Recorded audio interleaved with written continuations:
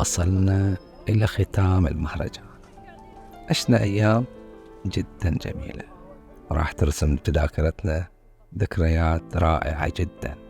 ورحلتنا كانت هذه الليلة مع الأستاذة فاطمة الحوري والدكتورة حوراء الفردان.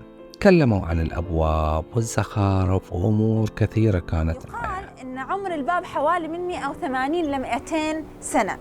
لو شفتوا البيبان قبل مفتوحة تماما نعرف إن صاحب البيت وشو مضياف وكريم وقل للجميع أهلا وسهلا فيكم حياكم الله. لكن أنا الليلة راح أتكلم عن ناس خلف الكواليس، المصورين اللي كانوا مرافقين المسار السياحي طول هذه الأيام. التقيت مع المصور سيد محمد البحراني والأستاذ محمد عبد السلام. بالإضافة إلى نفس المهرجان أخذ التقاطات بسيطة.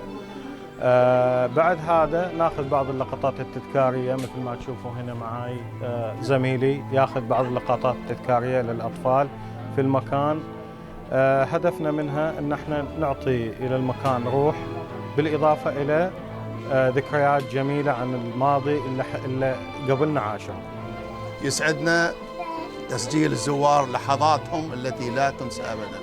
واجد انبسط من كلامهم. أتمنى للجميع كل التوفيق، كل سنة وانتم بألف ألف خير.